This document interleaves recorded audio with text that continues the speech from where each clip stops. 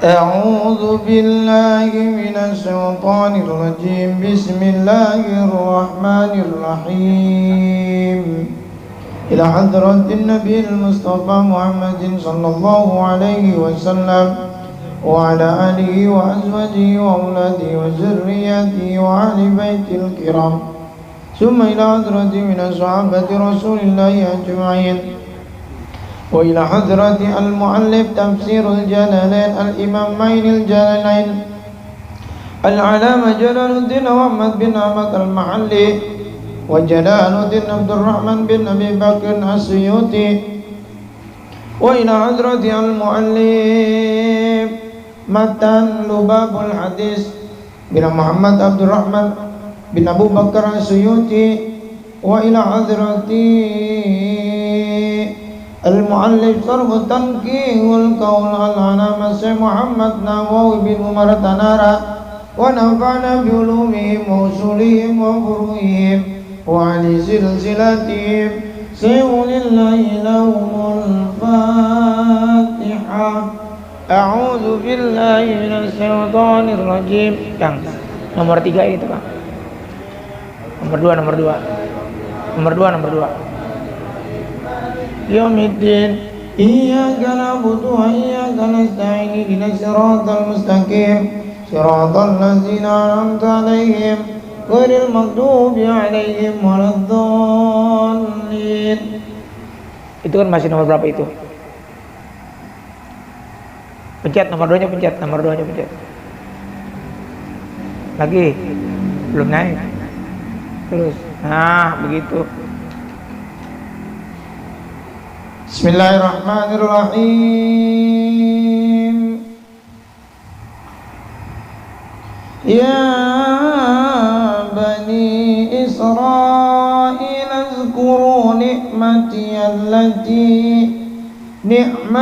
allati an'amtu alaikum wa awfu bi ahdi ufi bi ahdikum wa iyaya farhabun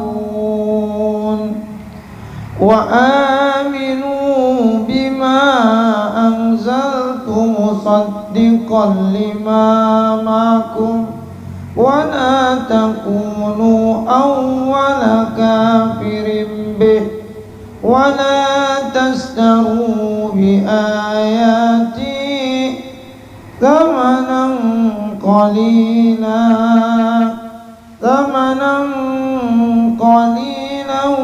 wa iyaya fattaqun.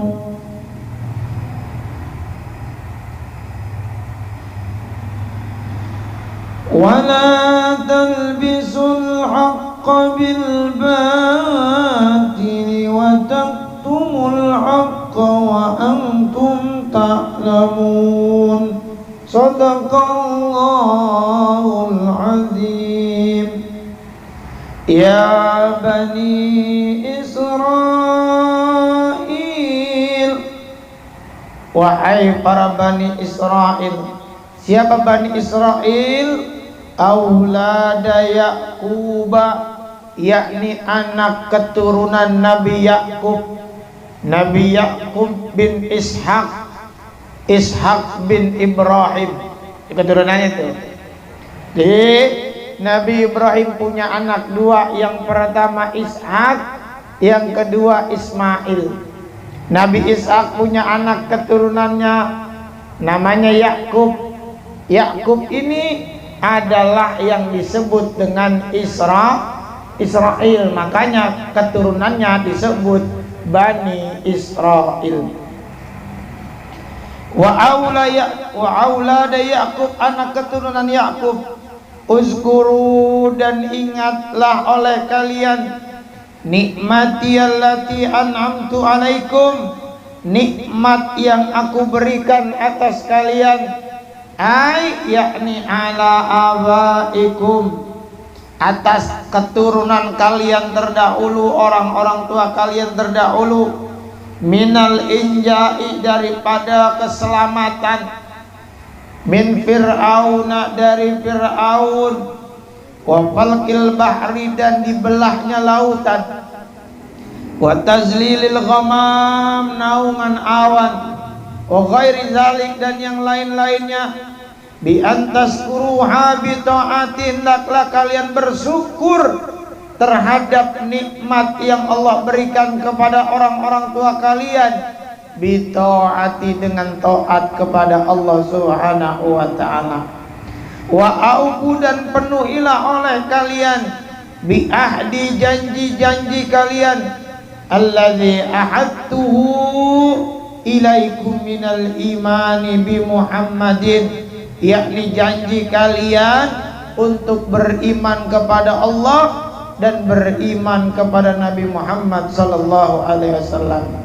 Ufi niscaya aku bi ahdikum akan memenuhi janjiku kepada kalian, alladzi ahadtu ilaikum minas sawabi alaih bidukhulil jannah, yakni janjiku kepada kalian untuk memberikan pahala bidukhulil jannah dan memasukkan kalian ke dalam surga. Wa iyaya farhabun dan hendaklah hanya kepadakulah kalian takut. Khafuna fitarkil wafa'i bi, yakni takut meninggalkan janji-janji, duna ghairi, bukan takut kepada yang lain tapi takut hanya kepadaku. Wa aminu dan berimanlah kalian bima dengan apa-apa anzaltu yang aku turunkan minal qur'ani, yakni Al-Qur'an, musaddiqan lima makum, yang membenarkan apa yang ada beserta kalian, minat Taurat, daripada Taurat, bimuwafaqatihi lahu, yang terdapat kesamaan fi tauhid di dalam mengesahkan Allah, wa nubuwati dan nubuatnya Nabi Muhammad sallallahu alaihi wasallam, wala takunu dan janganlah kalian menjadi awwala kafirin bi, orang-orang yang pertama ingkar, min ahlil kitab, daripada ahli kitab, li'anna khalafakum, karena sanya di belakang kalian tabaun mengikuti lakum kalian, fa ismum alaikum, maka menjadi dosalah kalian. Walas tasturu dan janganlah kalian menjual, tastabdilu yakni menukar, bi ayati ayat-ayat kami, ayat-ayatku,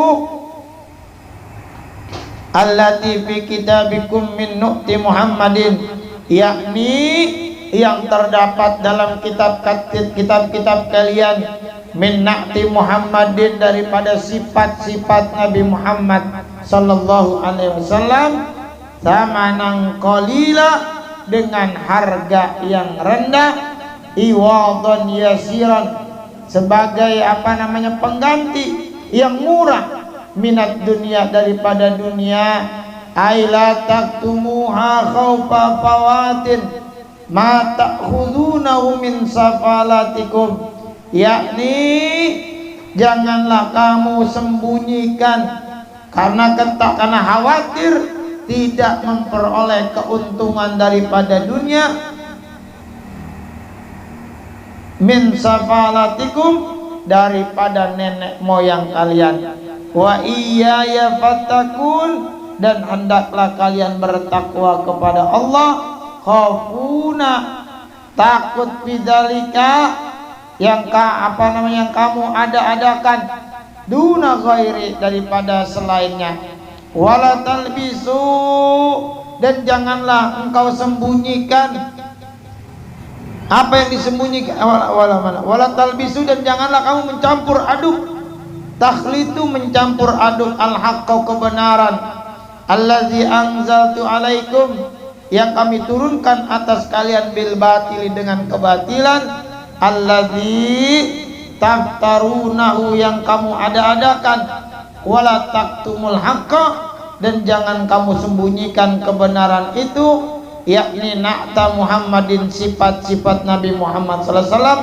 wa antum ta'lamun, padahal kalian mengetahui, annahu bahwasanya yang demikian itu hakun adalah kebenaran. Ayat ini yang akan kita bahas. Ya Bani Israel, wahai Bani Israel. Siapa Bani Israel itu? Adalah anak-anaknya Nabi Yakub. Karena Nabi Yakub disebut Israel, anaknya disebut Bani Israel. Nabi Yakub putranya Nabi Ishak, Nabi Ishak putranya Nabi Ibrahim. Nabi Ibrahim ini disebut Abul Anbiya, bapaknya para nabi, karena dari jalur Nabi Ibrahim lah. Nabi Ibrahim punya dua putra, pertama Ishak, dari Nabi Ishak lah kemudian ke Yakub, terus kemudian kepada Nabi Musa, terus keturunannya sampai kemudian kepada Nabi apa? Nabi Isa alaihissalam. Sementara Nabi Ismail terus keturunannya sampai dengan Nabi Muhammad sallallahu alaihi wasallam, dari ujungnya dari Nabi Ibrahim. Makanya Nabi Ibrahim dikenal dengan Abul Anbiya. Uzkuru, ingatlah oleh kalian hai Bani Israel, nikmati allati an'amtu alaikum, nikmat yang kami berikan kepada kalian, ai ala abaikum, yakni kepada orang-orang tua kalian, minal inja'i min fir'aun, yang kami selamatkan daripada kejaran Fir'aun, wa falqil bahri, dan dibelahnya lautan. Nabi Musa alaihissalam ini salah satu keistimewaannya memiliki tongkat, yang tongkat itu menjadi sarana untuk membelah lautan atas izin Allah.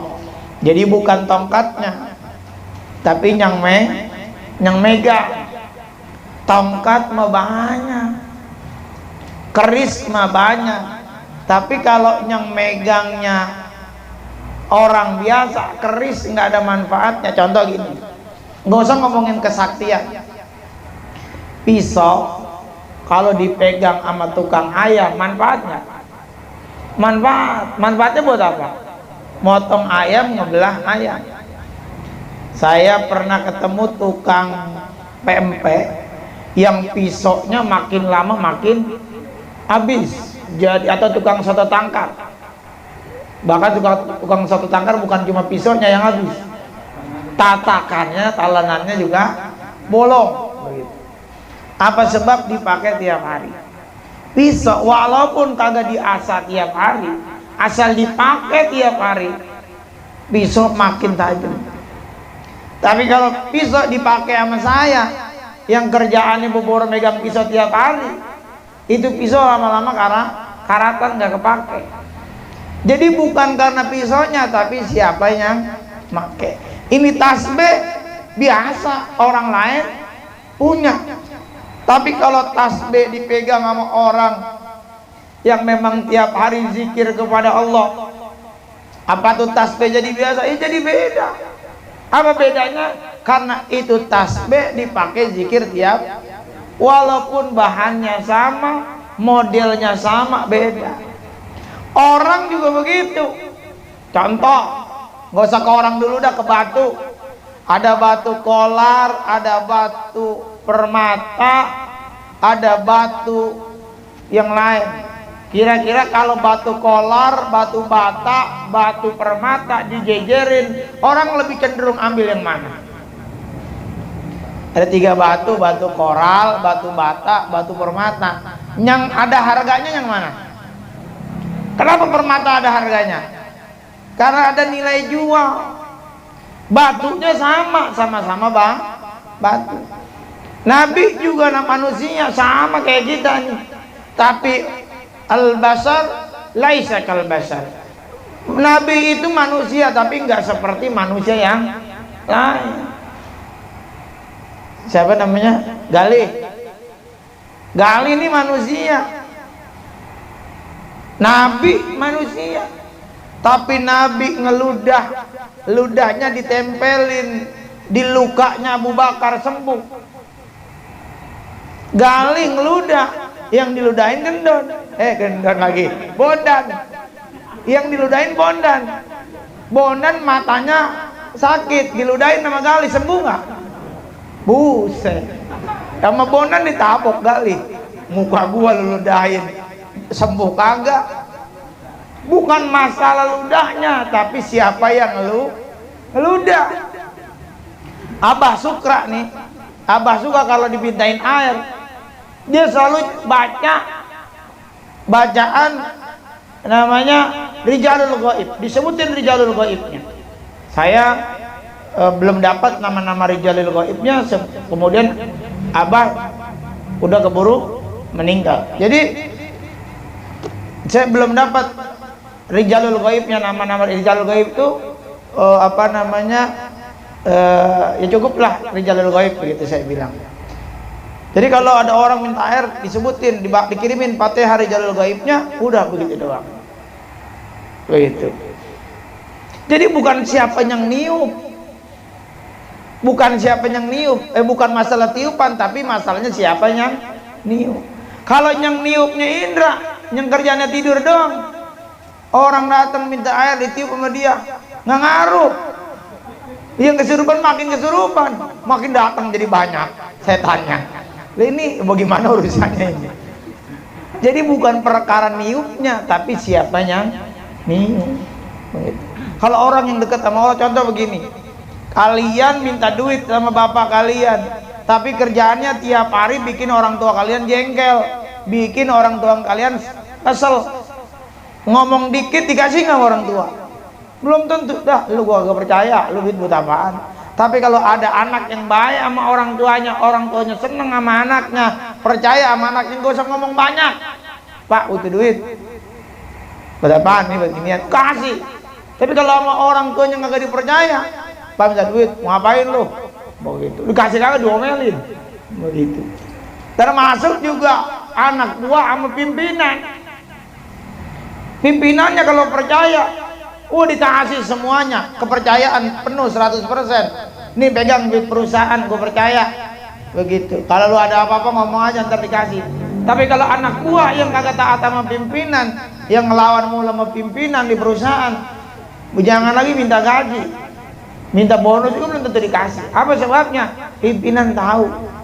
Nah begitu pun kita kepada Allah. Kalau kita dekat sama Allah, berprasangka baik kepada Allah, kita semakin cinta Allah, semakin rindu kepada Allah. Kedudukan kita di hadapan Allah, kemudian dekat betul. Ketika berdoa dijabah sama Allah, nggak usah minta banyak, ngomong aja terbersit dalam hati. Begitu. Ada orang kesurupan, ditunjukin fotonya Habib Umar bin Hafiz. Yang kesurupan takut. Ada orang kesurupan, ditunjukin foto Nando, takut nggak kira-kira? Yang sehat jadi kesurupan. Jangan yang kesurupan sembuh, yang sehat jadi. Itu kan berarti bahaya itu. Begitu. Jadi ngebuka pintu setan-setan pada masuk. Apa sebabnya? Jadi nggak usah ngomong. Ada orang kesurupan dibacain Fatihah kagak sembuh, dibacain ayat kursi kagak sembuh, dibacain Quran kagak sembuh juga. Bukan masalah Qurannya, tapi yang ngebacanya siapa. Ada orang ketemu setan, baca ayat kursi setan nggak hilang, baca An-Nas setan nggak hilang. Ada orang ketemu setan, baca doa makan setan hilang. Allah la ilaha illa huwal hayyul qayyum la ta'khudhuhu sinatun, sampai tasbih diputer-puter begini. Itu setan kagak pergi-pergi. Ada orang datang setan, Allahumma barik lana fima razaqtana wa qina adzabannar, kabur setannya. Kata setan, buset, gue pengen makan buah. Bacanya doa makan. Jadi bukan masalah doanya, tapi siapa yang. Ada cerita Syekh Khalil Bangkalan. Ketika Syekh Khalil Bangkalan itu bahasa Arabnya nggak fasih, baca doanya nggak fasih, biasa aja. Ketika ada orang Arab kemudian nyeleneh itu maksudnya meremehkan Khalil Bangkalan. Syekh Khalil Bangkalan diremehkan karena doanya nggak mau jarat, nggak fasih, nggak dikabul sama Allah. Tiba-tiba datang macan, ketemu dia berdua. Doa tuh yang fasih. Macan bukan makin jauh malah makin deket, mundur dia. Sementara Syekh Khalil Bangkalan doanya acak-acakan, macannya kan kabur. Bukan masalah ya, bukan masalah doa pasti enggak, tapi bagaimana orang yang doa. Begitu. Jadi ketika Nabi Musa alaihissalam ketika dikejar Fir'aun, di tengah-tengah dia, di belakang dia Fir'aun dan bala tentaranya yang siap membunuh, di depan dia samudra, lautan.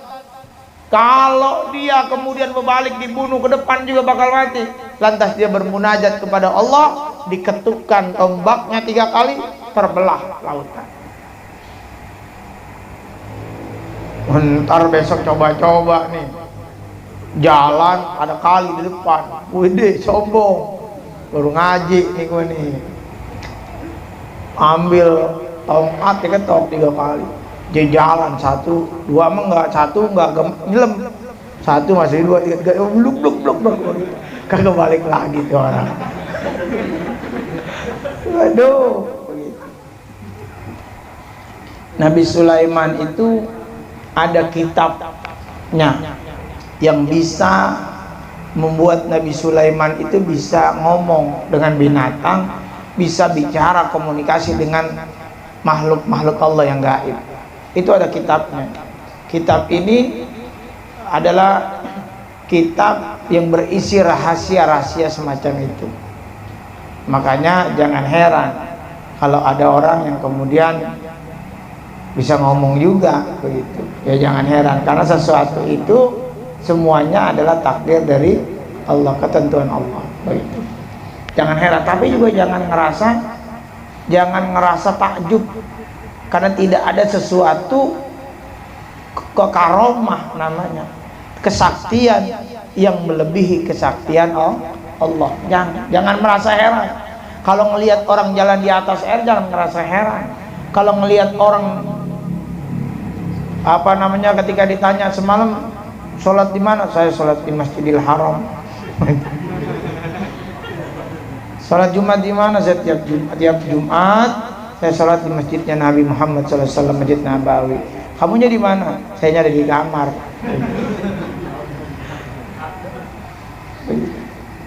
Ada dulu namanya Kiai Saadi. Kiai Saadi Kembangan itu orang tuanya pergi haji. Orang tuanya pergi haji, beliaunya enggak begitu. Lantas beliau ketika orang tuanya di Mekah dibangunin tidur. Yang bangunin tidurnya adalah anaknya Kiai Saadi itu. Gegerlah. Pada saat itu baru ketahuan kemuliaannya. Tapi ngelihat dulu bagaimana kelakuan orangnya.